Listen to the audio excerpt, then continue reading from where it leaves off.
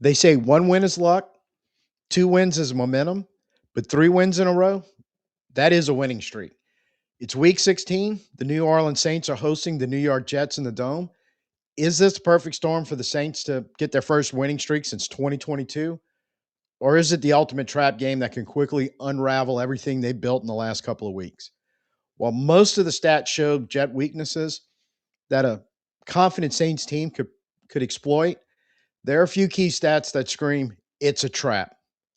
Here's a preview of Saints versus Jets. I'm Tim, and let's talk Saints. Let's be real. For most of the season, checking the standings, watching the Saints from week to week has been kind of painful. But something shifted these last few weeks, especially the last two, because after stunning the Bucks and surviving that late second comeback against the Panthers, this is a 4-10 team, excuse me, that it's not playing like the bottom dweller it was earlier in the season, especially in the middle point of the season. Now they're actually playing with some momentum. And now they're chasing that first three-game winning streak since 2022, which I think by definition you need three in a row to qualify as a winning streak. And they get to try to do it at home. Now, the 3-11 Jets are coming in, and this is kind of a tale of two rebuilding teams that currently at this moment are kind of heading in opposite directions because they're kind of limping into the Caesar Superdome on a two-game skid, but it's two straight blowouts, one to Miami and then recently to Jacksonville.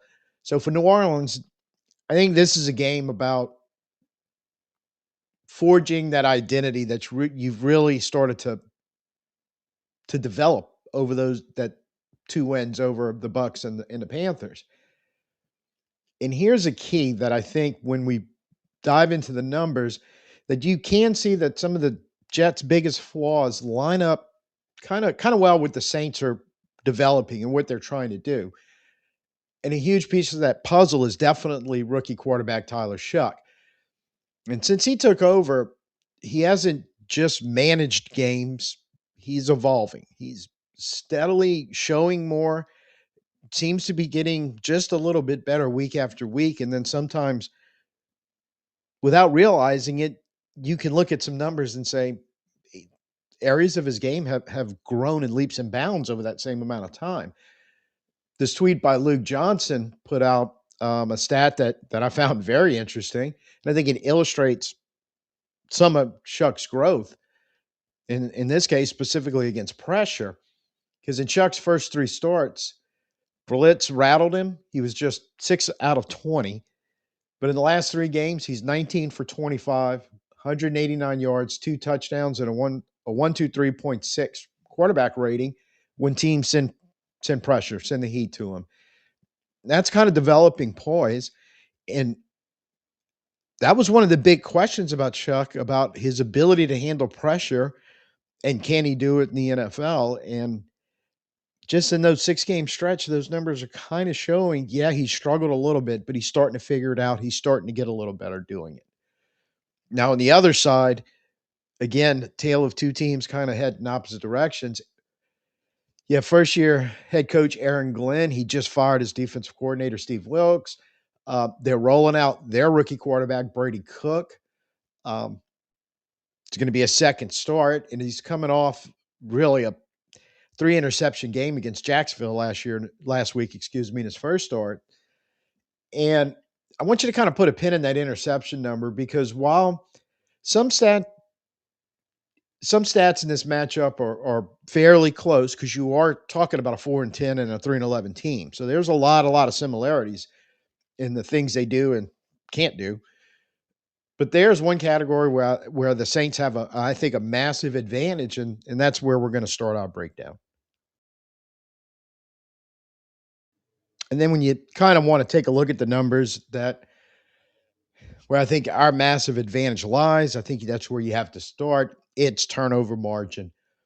For the season, the Saints are -4, and their last couple of weeks have improved that number, while the Jets are -17, and the last couple of weeks have basically dropped them to last in the league in turnover margin. They're number 32nd, excuse me.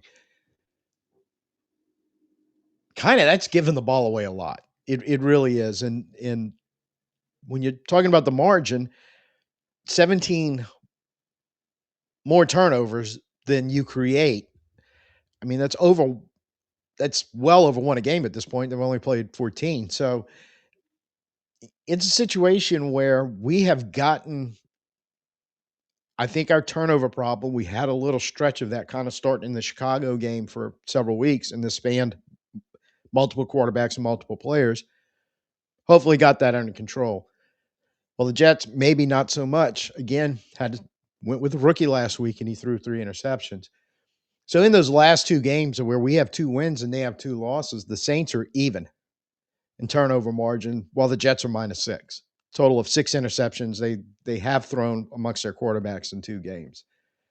So kind of we're heading more in the right direction, and they're sliding down a little more here. And I think turnover margin can play a big part in a game, especially at home in the dome. And hopefully, a lot of confident, loud Saints fans are going to be there.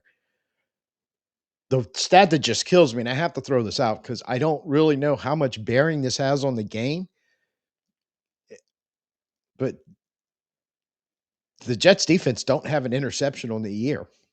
Saints have 8. 0. That's just kind of mind-boggling at this point in the season, but it is what it is.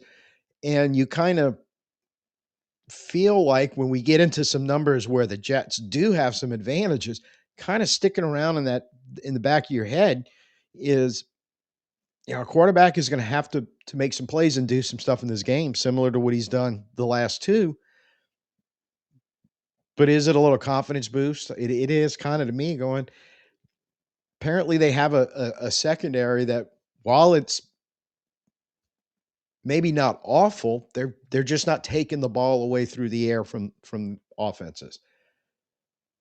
So, and they turn it over more than they can create turnovers.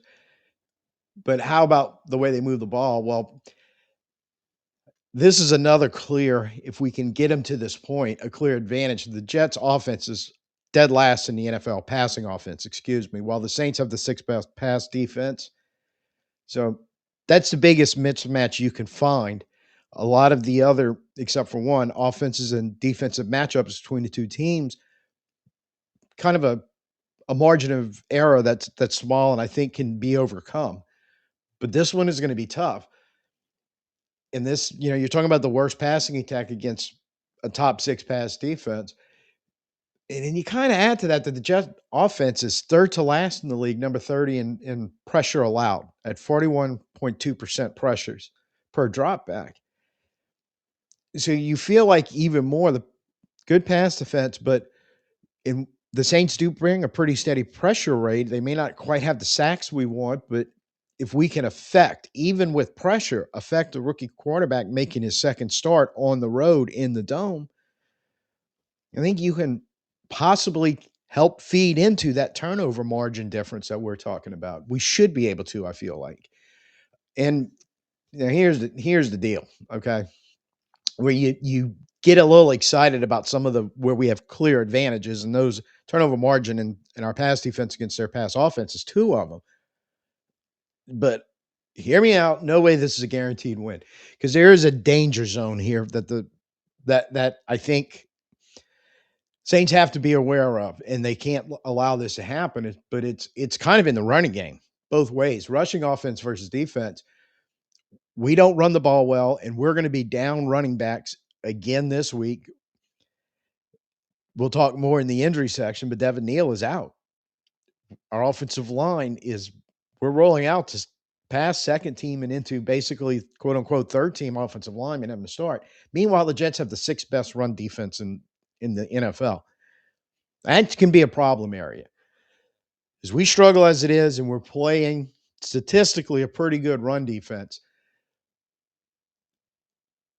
So we're not expecting to run the ball easily, and we need to. Now, that kind of feeds into another number, third down conversions, which the Saints offense is number 15. We convert in about around 39%. The Jets defense is number 4, only allowing 35%. So you got a real close margin of error there, and that's one the Saints are going to have to win. becomes a little tougher and puts a lot more pressure on Tyler Shuck to keep doing these crazy, and he's had to do it 3 of the last 4 games, really. These converting on 3rd and 8, 3rd and 9, 3rd and 12, making these really tough throws and reads, making some big plays. It's great to see him do it, but at the same time, you realize no team can keep getting away with that game after game after game, especially when we're talking about our offensive line struggles to run the ball and times to protect, and we're going down the depth chart of an offensive line that started the year as not one of the league's best. So this is a real danger area in my mind. And Tyler Shock, like I said, has been extraordinary the last few weeks in 3rd down conversions, and especially 8 yards or more. He's got some of the better numbers in not just rookie quarterbacks in the league over the last 6 games about being able to convert 8 or more yards. But he's going to be missing some weapons that helped him do it, one of which is Devon Vele, who will also be out this game. Now, I think Kevin Austin Jr., chance to fill in, but there's some pieces of the puzzle missing here, and this is the one where I think it's a trap game, is when you start looking hard at the rushing numbers and what he could lead to putting us in bad positions on 3rd down. Will we be able to convert there? Now, the weird thing is, and just wrap it up, it's like I said, I am skipping over a lot of stats, obviously, that I would normally go through, but there is no need because most everything else is a dead heat. But one that's really interesting, score and defense. Now, for the season, the Saints are number 19, 23 points a game. Against the Jets offense, it's number 30, I'm sorry, against the Jets defense, that's giving up 28 points a game. So they give up about five more points than we do. Over the last 2 games, the 2 wins, the Saints averaging 18 and a half points given up a game, while the Jets are at 41 points on average. That's definitely a situation where you're looking at the 2 defenses going, well, we're trending in the right direction. They're definitely not trending in the right direction. Now, in the scoring offense, Saints are number 29, 16.1 points a game.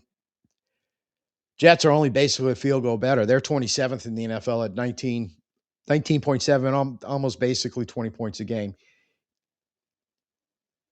That's when how tight the margins are on a lot of the other stats that I'm not talking about.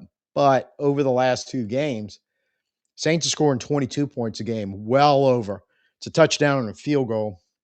I'm sorry, it's a touchdown or a couple of field goals over what they normally do. Meanwhile, the Jets, 15 points a game. It's down below our season average in the last 2 games. So there's a struggle going on there. And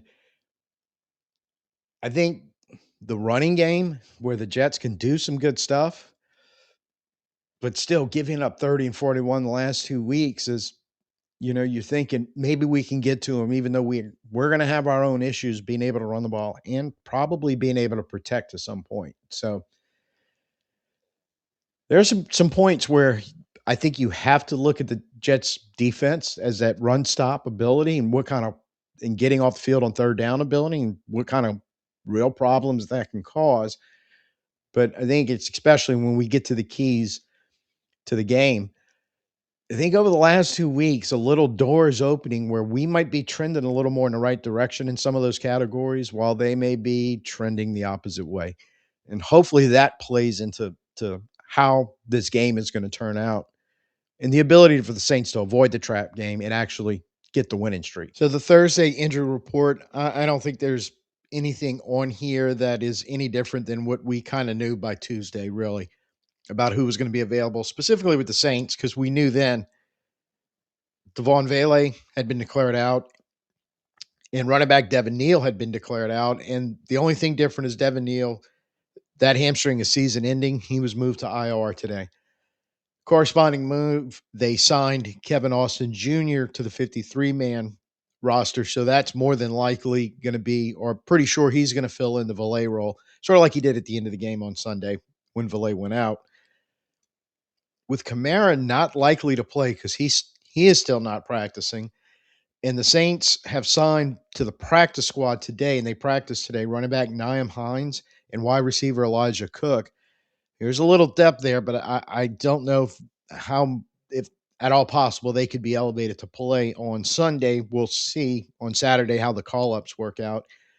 So right now it looks like Estime and Hall probably getting the majority of the carries with some Taysom Hill mixed in the backfield.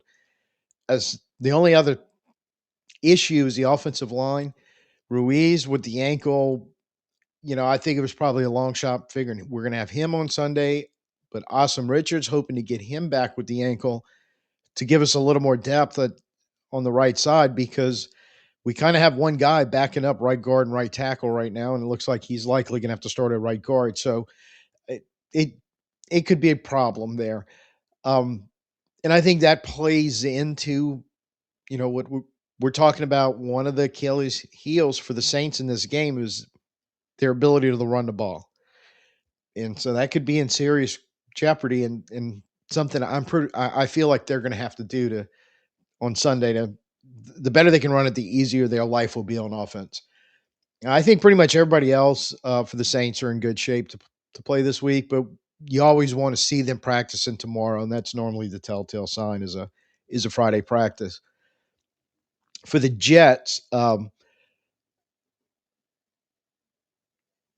Rich Simony, I hope I'm pronouncing that right. He is an ESPN writer who covers the Jets. Earlier in the week, he had tweeted out that the three names that you see that they have as did not practice had already been ruled out for the week. There was a fourth name, safety Tony Adams, who's not on the injury report, but he was saying he was going to be out for the week.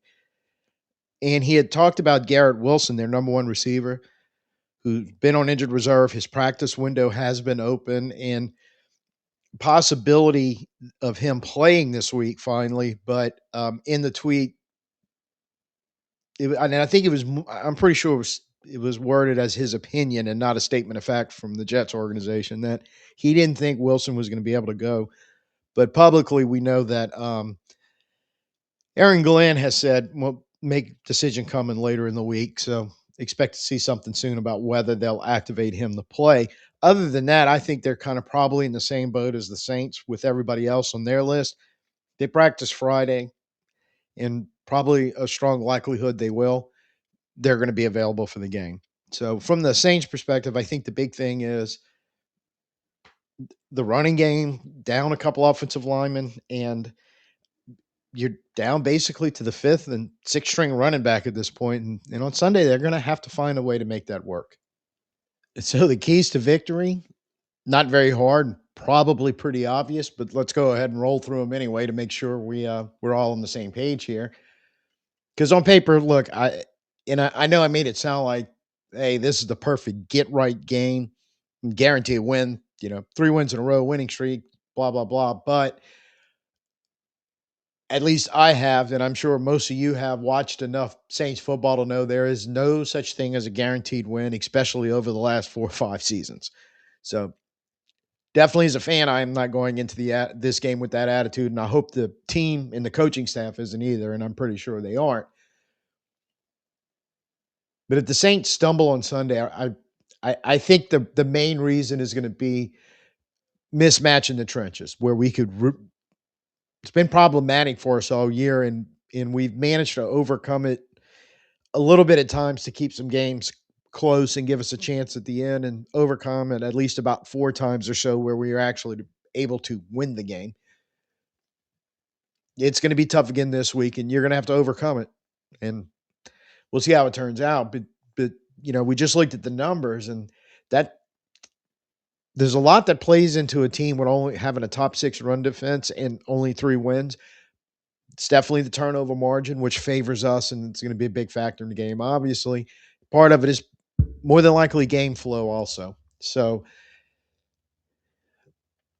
if the Saints can't establish the run early and keep Tyler Shuck out of an afternoon full of third long, I think we're playing more into the hands of what the Jets are gonna be able to do on defense about stopping the run and getting us off the field. And while I feel like they've been giving up a lot of points lately, that's one way to recover that points getting scored out of control is stop the run, live up to their third down defense, of third downs and getting off the field and make sure the other team's offense isn't out there to score. Time of possession is going to be very important. So if you really want this 3-game winning streak defensively, got to make them one dimensional. Got to bottle up Breece Hall and Brady Quinn because in his start last week against Jacksonville with the 3 interceptions and less than 200 yards passing, he did throw in there 6 runs for 39 yards.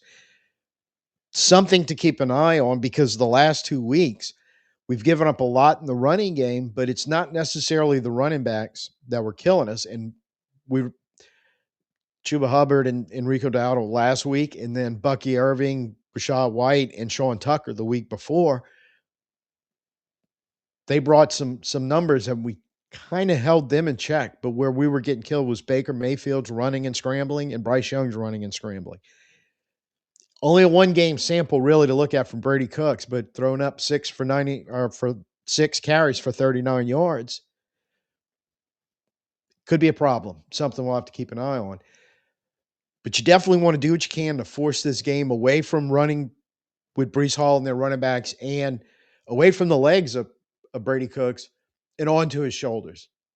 Look, make the rookie quarterback come out and make throws against a team that plays defense on the back end really well for the most part. And with Brandon Staley's defense and some of the pressure and simulated pressure looks and everything he can do, hopefully adding to it, keeping the rookie a little confused and under stress while all this is coming at him. And that would be a big advantage for us, obviously, where we can make some big plays. We can create or force them to make negative plays and hopefully force turnovers. Because if we can stay with a heavy turnover margin in our favor, it's going to go a long, long way to winning this game. And an offense ties right into offense. The big key is protect the ball. Okay. You definitely, against a team like this, want to be on the right side, and it needs to be plus territory, even not enough. +1, +2. Feel like against this team, we should be able to do that. And if we're able to do that, that's one of the things that can overcome a good run defense and a good third down defense is the fact that, well, we keep getting the ball, putting them in terrible positions, and hopefully with good field position where we can get points out of it. So I think the most important thing, something we've only done against Tampa Bay 2 weeks ago, and I feel like it has to be done this week and start fast. Um, I don't know if the Jets are a team in chaos. It seems like it. Just fired a coordinator. They took 2 bad beatings in a row, consecutive weeks. Um, but it doesn't necessarily mean they're low morale. They may come in with a chip on their shoulder, ready to, you know, a lot like we did a couple of weeks ago in Tampa Bay and rolled out of there with a surprise victory. They could very well pull the same stuff on us. So I think the worst thing the Saints can do either way, no matter what version you get, whether it's a team at the end of a hard season, ready for it to be over, or a team that's going to come in and do like we did and play with some pride and play hard, worst thing you can do is let them hang around. See, jump on them in the first quarter, keep our crowd expected to be loud, keep them loud and proud in the game, and keep building on that momentum of the end of the game last week. In fact, the momentum of the last 2 weeks of everything you've been able to accomplish. Because if you lose this game, a lot of that goodwill and that accomplishment and that feel good is going to go right out the door. And look, if you want to notch your first winning streak in 3 years, you don't want to have to do with letting a team that confidence should be high enough. You should win this game. It is for me. But I don't want to come down in a fourth quarter situation like we had the last 2 weeks where we end up being on the wrong side of it. It'd be very bad. And a win here is the kind of win that can help. I mean, look, getting your first winning streak since 2022, that's a plus. That keeps adding to the foundation you're trying to build. And that's the kind of momentum we want to keep feeding into for the remainder of the 2025 season, including this game and trying to get a win. Is we need to keep rebuilding the foundation. I think it's in a lot better shape than it was a year ago at this time for sure. but it's not anywhere where it needs to be. It's not rebuild anywhere near done. But what I'd like to be is this is the fixing of the foundation and getting to the point where this time next year we're back above 500 finally, and we're realistically talking about our ability to make the playoffs, not our ability to spoil somebody else's chance to make the playoffs, are still trying to finish building the foundation and the culture we need to get back to being the organization we were not 6, 7, 8 years ago. That's my hope and dream. I think a win here will go a long way for that. So if it's your first time here, hit the like button for me, smash that subscribe button. Let me know down in the comments, is this a winning streak game or a trap game? Concerns, fears. I've had some, displayed some of them.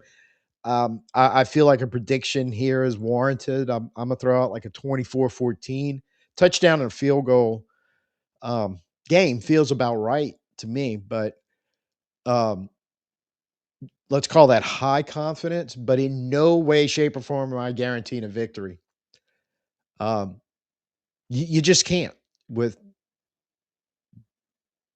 as much as we're building a foundation, it's still not firm enough for me to be confident to go, yeah, we're definitely going to win this game by 10 or 1 point or anything in between. So the Saints are going to have to play well, play hard. They're going to have to earn it because despite the last 2 weeks of our 4-10 against their last 2 weeks as a 3-11 team, when you're talking 4-10 and a 3-11, like I said earlier, there's a lot of things that are so close. They're basically equal, and this type of game can come down to a razor's edge margin. Start fast, play well, don't turn it over, keep the crowd in it, and I think it'll be enough to get the win. And I think we really need to get this win and get a winning streak for the first time in nearly 3 years. So, regardless how it turns out, win, loss, or tie, we're going to be back next week with Saints Film Room and break it on down. Till I see you next time, I'm Tim. Peace out and Who Dat.